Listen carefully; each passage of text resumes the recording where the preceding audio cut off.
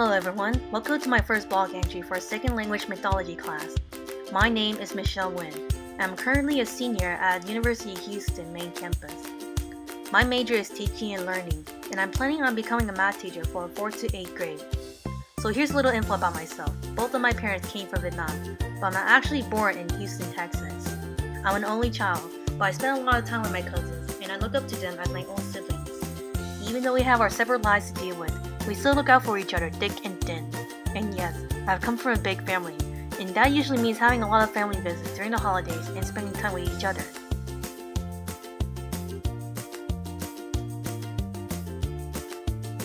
So about my native language. At a young age, Vietnamese is my first language, which I picked up from my parents and grandparents. Growing up, however, I mostly speak English to my friends and my cousins around my age. It's kind of difficult to explain why, but the schools we attended are mostly filled with English speakers, and our parents had already learned to speak English sometime after they entered the US and before we were born.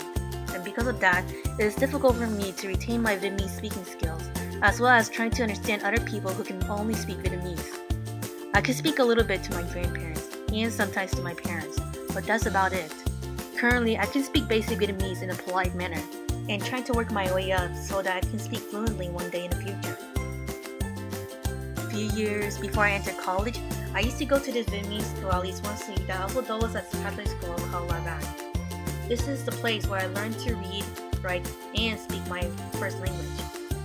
Like many other foreign language, I had to learn the rules, pronunciation, and structures to Vietnamese language. I even had to do the writing test called CUIN, where the teacher spoke to the class in Vietnamese, and we had to write it out in the same language. There are some cases where you had to translate the paragraphs to English. Those are the things I struggled the most in the Vietnamese class.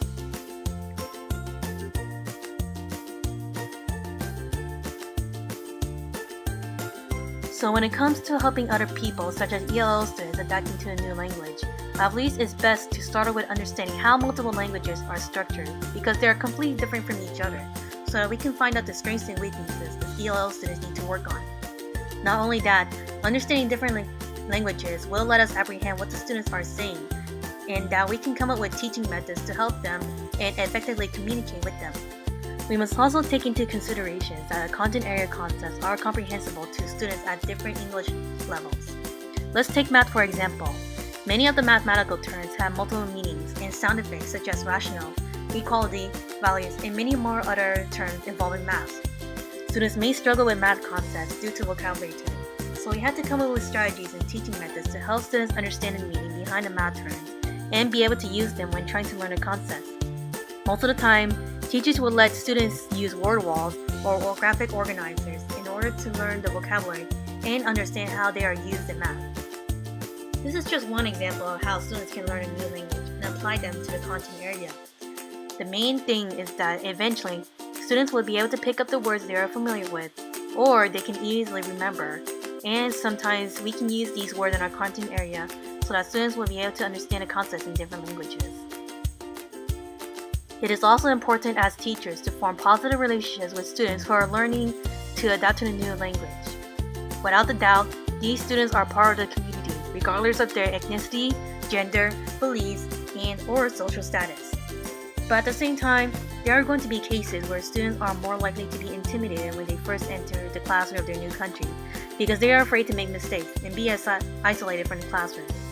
Of course, we had to remind them that isn't the case, and we had to come up with strategies and bond with the students so they'll be able to adapt to the new language, as well as enhancing their skills in their academic courses. Now these days, teachers and students have advanced technologies and practices that can guide them through adapting a new language. Most of them are focused on lesson planning and activities that can benefit students' English language skills, as well as providing teachers ideas and resources that will allow them to communicate and help students adapt to their new classroom and new language. Teachers have to put them into good use so that they can be able to help students improve their English language skills, as well as reaching their academic goals for the future.